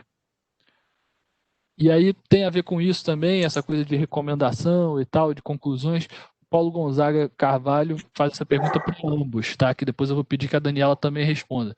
Nas duas exposições, senti falta de um slide final com as conclusões. Quais as principais conclusões de vocês? Quais resultados encontrados vocês consideram que foram inesperados? A Ana Luísa Barbosa pergunta, Fernando, no contexto de reforma tributária, qual seria a sua sugestão em termos de políticas direcionadas à tributação sobre consumo e redução de regressividade? Então são essas as perguntas, Fernando, por favor.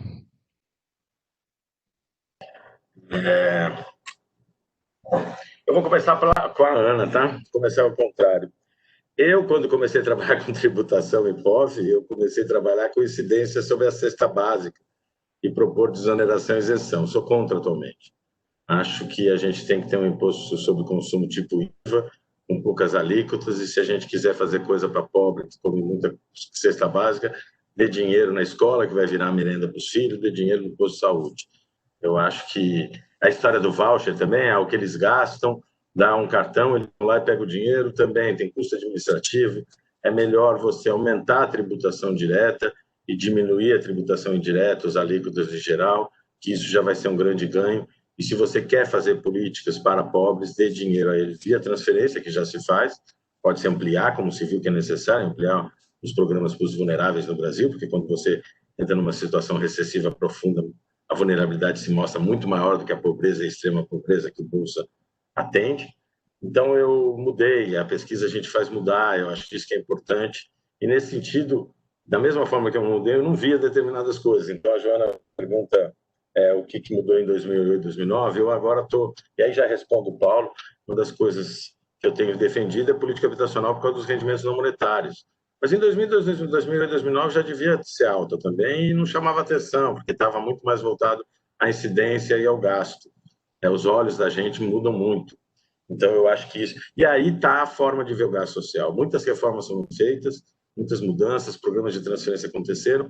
O gasto é mais progressivo, mas não tem a progressividade da experiência da OCDE, por exemplo. Por quê? Porque lá o mercado assalariado é muito mais amplo, o mercado formal mais amplo, mais gente está no mercado formal, você não tem as segmentações e as discriminações aqui que afastam as pessoas do sistema previdenciário, que é o grande gasto.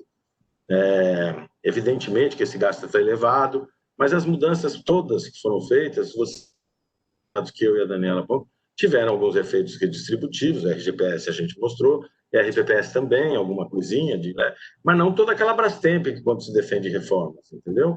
E, na verdade, o trabalho do Pedro Herculano, do Luiz Henrique Paiva, que analisaram a emenda aglutinativa do Temer, que foi o que passou, grosso modo, mostraram que não iam ter efeitos redistributivos. Então, a gente tem que ter claro a Previdência, a suavização de consumo, a seguro social, e a gente, para melhorar, inclusive ela, em termos de equidade, a gente tem que ter políticas mais de mercado de trabalho. Um mercado de trabalho que muda a passos largos no mundo. As soluções podem ser outras do que não as que a gente tem no nosso receituário novo. O que eu acho é que a gente viu de novidade nesse ano é aquela queda da monetária primária para a renda inicial com transferência, como foi mais alta do que antes e faz o Gini ficar num nível inferior do que 2009, a despeito de, em termos monetários, está maior. Mostra que, apesar de todos os problemas que nós temos na política social, alguns, porque o grande gasto tem um objetivo de seguro e a gente, de vez em quando, esquece de considerar os bens universais, os serviços públicos, ela é muito importante, ela foi um colchão de amortecimento da crise, está claro isso. Tem um texto da Marta Hett também que mostra a importância que teve as conquistas da Constituição, mesmo nas pequenas crises que a gente teve. E a outra coisa é aquilo que já digo há muito tempo. Os tributos diretos no Brasil são uma vergonha em termos redistributivos.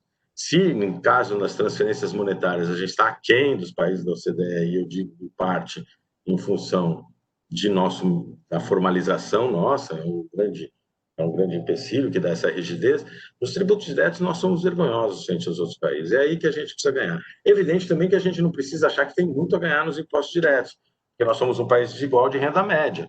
Então, nós não vamos conseguir ter a redistribuição de outros países, mas aí tem um espaço redistributivo grande, e eu fico feliz que já tenham pessoas de importância no debate, como o Arminio e outros, que nunca falavam disso, como o Nilson Teixeira, lá no Valor Econômico, um articulista que usou nosso trabalho e falou também. Eu acho que é uma conquista que nós estamos tendo dessa questão tributária. E isso muda um pouco aquele trade-off normal de eficiência e equidade. Na verdade, a gente está vendo que o tributo é muito importante em termos redistributivos, porque a desigualdade hoje não é aumentar a renda dos 50% mais pobres. Se você dobrar a renda dos 50% mais pobres, vai ter pouco efeito redistributivo de fato. É tungar rico. É o top 1? Também. Mas é o top 10. É nós mesmos. Eu trabalho com isso e legislo contra mim. Eu pago uma alíquota efetiva de imposto de renda que é risível para a minha posição na distribuição de renda, mesmo num país de renda média.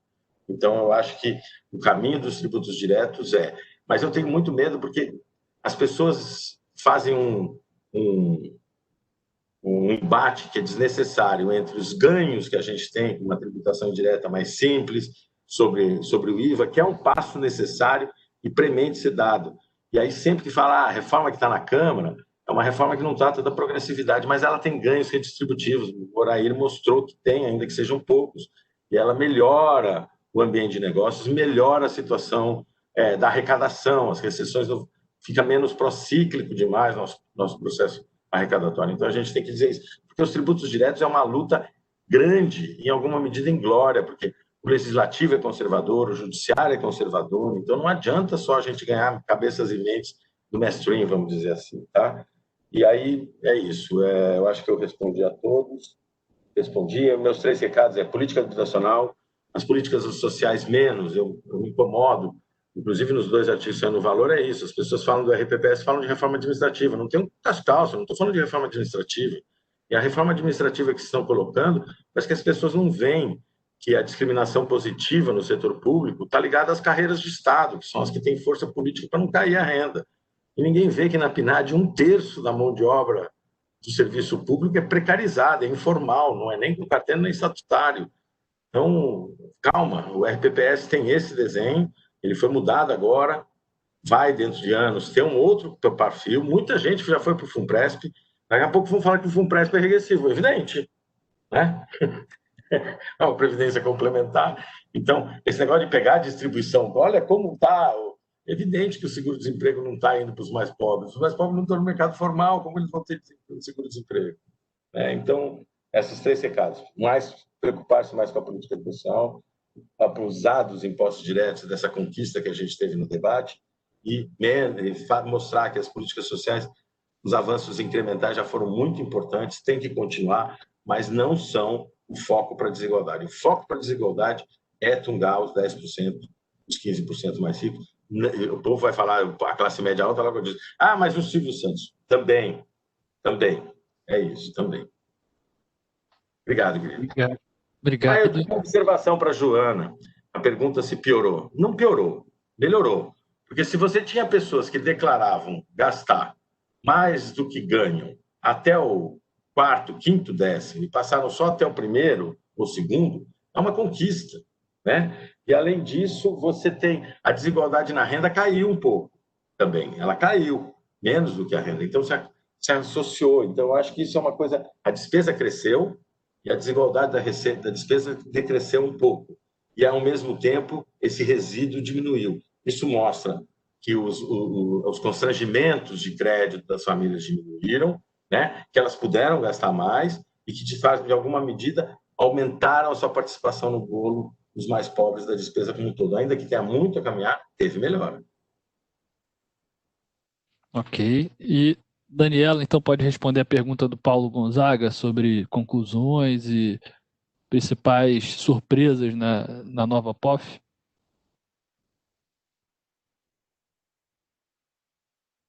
Eu acho que está sem o microfone.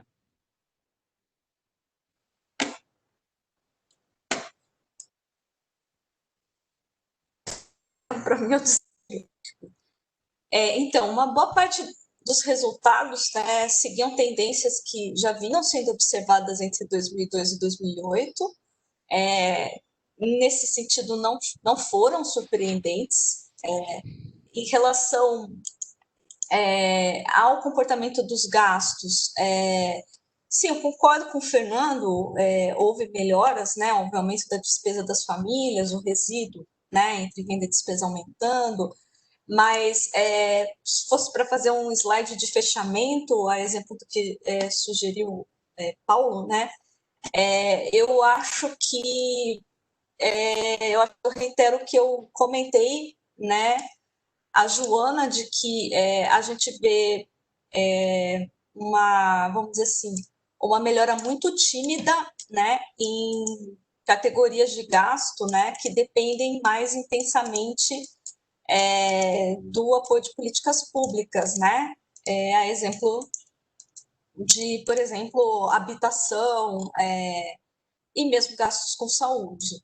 Então, nesse sentido, isso mostra um pouco a fragilidade dessas conquistas, né? E que claramente agora, nos primeiros meses da pandemia, né? Se reverteram, né? A gente não tem dados ainda para mostrar, mas com o comportamento do Gini, né? Mas, enfim, né? É de se imaginar a reversão completa, né, de qualquer ganho que tenha sido obtido aí nesse período de 2008 a 2017.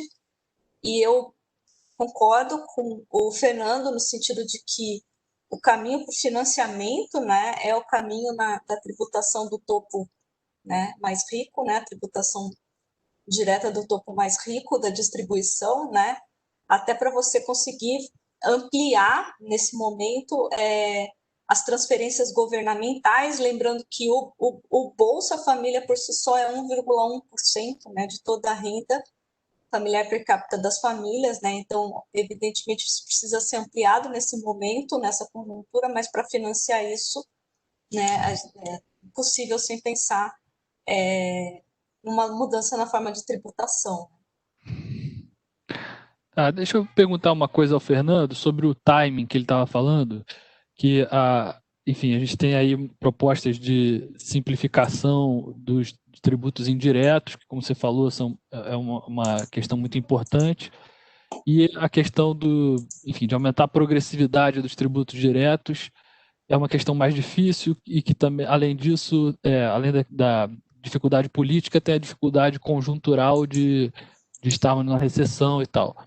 Ao mesmo tempo, os tributos diretos, eles são, vamos dizer assim, eles respondem ao ciclo, né? Então, quando as pessoas vierem a ter mais renda, você vai tributar mais também. Então, como é que a gente faz para financiar essa saída de crise, agora que as pessoas estão discutindo se vão criar uma nova CPMF, ou, como o Eustáquio tem falado aqui, um imposto de uma vez por todas e tal. O que você sugere para esse contexto de pandemia como uma mudança imediata possível? Assim, o que você acredita que seja possível para agora? Assim? Sobre a tributação sobre a renda, ela é menos procíclica, tá? Porque você vai pegar o topo, que defende melhor a renda, você se pegar mais fontes de rendimento, vai pegar mais coisa, então possivelmente você vai ter um comportamento melhor, o imposto de renda também. Ou seja, ainda que as pessoas ajustem a renda numa crise, as despesas ajustam depois, mas os impostos diretos sobre o patrimônio também, uma crise não se desvaloriza tanto quanto o cara perde a renda, mas não perde a casa, né? Como diminui muito a renda dele, não perde a casa. Os mais ricos conseguem defender suas rendas. Então, eu acho que é por isso que você não deve começar a ter medidas como essas, né? De achar que agora é hora de tirar deduções. Eu já escrevi sobre isso, mandando tirar tudo que é dedução, e agora estou falando, não é a hora. Principalmente um governo que nascido da classe média. Eles vão para a rua de novo, aí o pato amarelo aparece contra eles. Então, eu acho que isso, tem que ser e eu acho que aí, nesse sentido, a reforma indireta é a melhor, é a que a gente tem que, de alguma medida, apostar, porque melhora o ambiente, simplifica, tem ganhos redistributivos quando vai para o princípio de origem, tributa mais serviços que são subtributados e é rico que consome mais. As pessoas esquecem dessas coisas. E eu acho que, num momento apropriado, a gente tem que pensar na questão distributiva, mas não esquecendo que não dá para fazer só imposto de renda, terminar lucros, dividendos e fazer alíquotas marginais, se você não responder, combater os incentivos, combater não, mas mitigar os incentivos a não pagar a previdência, ou seja, não pagar sobre a folha e não pagar imposto de renda. A pejotização vem daí, alimentada pelo Simples, alimentada pelo MEI. O MEI não está entre camelôs, está entre bolsistas, estudantes. Né? Então, a gente tem, na hora de pensar a reforma, pensar em imposto de renda à pessoa jurídica, regimes simplificados, para que com isso diminua folha. Não dá mais também para a gente pensar que dá para financiar a previdência com folha. O mercado de trabalho em todo mundo é uma demanda, está diminuindo. Então, a gente tem que ir para o imposto de renda, em alguma medida, também para financiar a nossa seguridade, muito pouco financiada pelo imposto de renda, seja em saúde. Saúde é onde tem, porque os estados e os municípios, nos seus gastos em saúde, usam das fundos de participação e tem imposto de renda. Então, se você cresce o imposto de renda no Brasil, da pessoa física, aumenta essa participação do imposto da renda da pessoa física, modulando com a pessoa jurídica, mas tendo algum crescimento da participação dele, você vai distribuir para a educação e saúde dos municípios e dos estados, que são os entes que aplicam nisso. E as pessoas, às vezes, acho que tem que ser por etapas. A gente perdeu oportunidades de reforma tributária. Mas é importante também ter claro que as reformas tributárias, as mudanças nos nossos estados de bem-estar social, sempre se deram em momentos meio de autoritários, né? Então a gente fica sempre meio receoso disso. Mas eu acho que é isso. Hoje, eu acho que o momento mais propício é esse. O governo está procurando formas as mais, e aí sempre lançando mão do argumento da justiça. Eu acho que não perdemos a oportunidade de aumentar, quando começaram a falar de lucros dividendos, falando das deduções e dos gastos tributários, essa oportunidade já foi. Só uma coisinha importante sobre a melhoria ou não. Parte do que acontece nas despesas, eu escrevi sobre bens de consumo duráveis há um tempo atrás. É porque, por exemplo, a razão de concentração não se altera, porque pobres passam a ter mais dinheiro para comer, consomem mais alimentos, mas os ricos também. Por que acontece? Porque o cara começa a comer produtos de melhor qualidade e mais caros quando tem aumento da renda. Então, existe um efeito qualidade que a gente não consegue captar dentro das rubricas de despesa. Então, por exemplo, no crescimento do acesso a bens de consumo duráveis, que a gente estudou, eu, Bernardo, de 2002 a 2008, 2009, a gente viu que o mercado de bens duráveis não se desconcentrou em termos de gasto, mas o acesso ao mercado aumentou. Porque o que acontecia é que o cara comprava uma televisão de segunda mão, ainda que colorida e boa, e o outro estava comprando uma de plasma. Então, em termos de valor, você continua com os mercados muito concentrados. Mas existem dinâmicas internas sobre acesso e a qualidade que o dado só do gasto esconde. Né? É o cara passar a comer um presunto e o outro está comendo presunto cru. Ou seja, você ficou na mesma diferença, mas há de convir que há um ganho ao pobre comprar um presunto. Né? Agora o rico também mudou a qualidade do seu produto e aí a razão de concentração continua a mesma. Isso a gente não capta, mas eu acho que é possível fazer estudo sobre isso. Eu acho que é interessante. Em alguns produtos que você tem uma diversificação de bens, tem mercado secundário de bens, é bem interessante. Inclusive na habitação. Às vezes a habitação é casa de segunda, obras, entendeu? As obras são mais... Alguma coisa tem de qualidade muito importante aí nesses movimentos entre as rubricas de despesa quando a gente só pega o gasto. Tá? Só para dar esse recado. No caso de alimentação, dá para ver algumas coisas. Alimentos diet, light, orgânicos, que você vê o aumento do gasto ali e que, ou seja, né, se gasta, aumenta o valor agregado, né, do dispêndio. Então, dá para ver um pouquinho ali no gasto com alimentação, né? E aí, consumo de bebida, vinho fora de casa. Então, se você começa a abrir, você começa a ver um pouquinho, assim, essa busca por alimentos mais refinados, né? Mas acho que no caso de bens duráveis, eu concordo que deve ser mais complicado, né? O tipo de TV, né? O tipo de... Sim. E, bom, muito obrigado aos dois pelas ótimas palestras, pelos ótimos esclarecimentos agora no final. Na semana que vem nós teremos mais um seminário relacionado à desigualdade. Eu recomendo a todos os interessados no tema que retornem. Vai ser discutido casamentos e desigualdade de renda. Então, nós teremos a professora Lorena Hakak Marçal, da USP, que é também coordenadora do GEFAM, Grupo de Economia de Gênero e da Família, e um segundo trabalho que será apresentado pelo Everton Machado e pelo Carlos Antônio Costa Ribeiro. O Everton Machado fez uma tese de doutorado sobre esse tema, orientado pelo Carlos Antônio. Então, eles também vão apresentar as relações entre casamentos e desigualdade de renda, como elas se alteraram ao longo do tempo. Tá? Então, muito obrigado a todos. Bom fim de tarde. Muita saúde. Só uma coisinha. Sim, a Daniela não quis fazer propaganda do GEFAM, mas ele apareceu.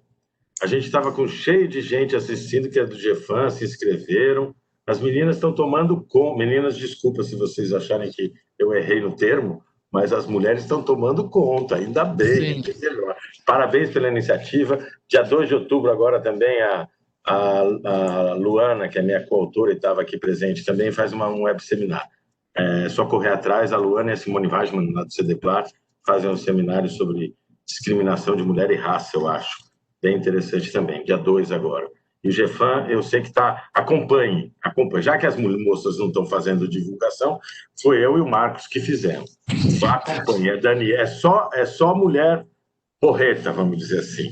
Tá? Elas estão ótimas, é uma iniciativa que a gente tem que trazer mais. Parabéns ao Marcos, trazer esses colegas e orientando o Carlos Costa é sempre boa qualidade. Parabéns, Marcos, pelo seminário. Abraço, obrigado. Sim, a Daniela, inclusive, participante também do GEFAM, né? Ela não fez a propaganda, mas nós fizemos por ela. Assim como da parte do IPEA temos a Ana Barbosa, a Joana Costa também participam. E, enfim, também recomendo acompanhar. Eu tenho acompanhado, recomendo que os outros acompanhem também. Boa tarde e até semana que vem.